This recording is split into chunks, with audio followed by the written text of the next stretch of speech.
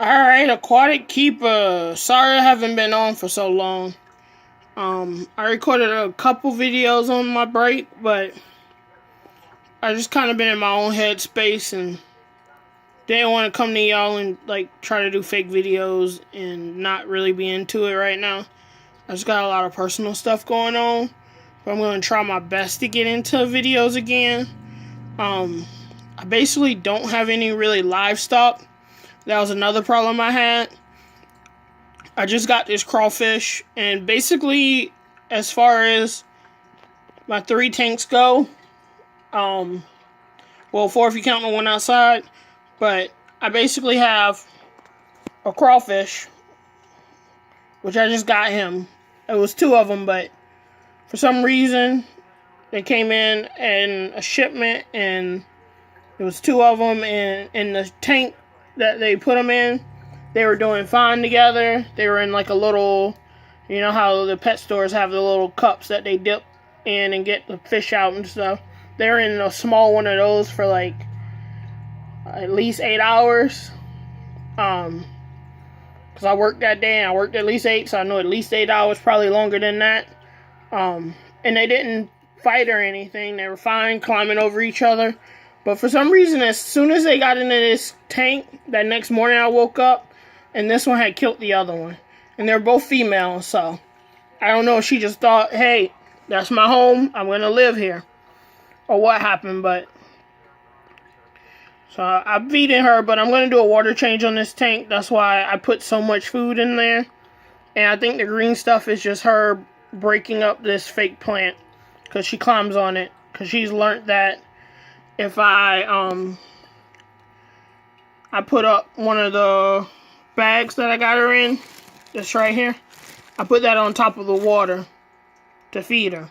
So I think she's realized that, hey, what happened was I actually left it up there with food so it can soak, so it can sink down to her. And I guess she realized that there was food up there, so she climbed up to the top, climbed up in it, ate all the food, and then climbed back into the water. So now she sees that as a feeding tool. So we're just going to keep it that way. Now she sees the bag on the side. So she's like, hey, it's food over there. Let me go get it. But, yeah, this is my crawfish. My Molly ended up passing away. I lost a couple birds, too. That kind of made me sad, because I lost my 2 birds I raised from babies, had them 9 years. So I just like I said, I've been out of my head for a while. Haven't really been on YouTube, haven't caught up with your guys' videos. I just kind of been, in my own head, but hopefully I'm going to start making videos.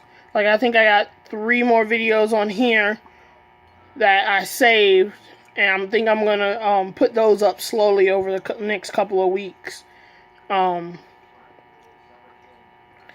yeah, I just got to try to figure out and, not go as many places, because I was kind of, running from my problems and heading out places and, hanging out at the mall all the time until I got called a mall rat, and then I was like, wait a minute. I'm here way too much if people start associating me as a mall rat. And then I was visiting my family up in the next couple of towns over from where I stay. And then I had a Georgia trip. I went up to Georgia, visit family up there. So I had stuff going on, but also was in my head. That's why videos wasn't coming out.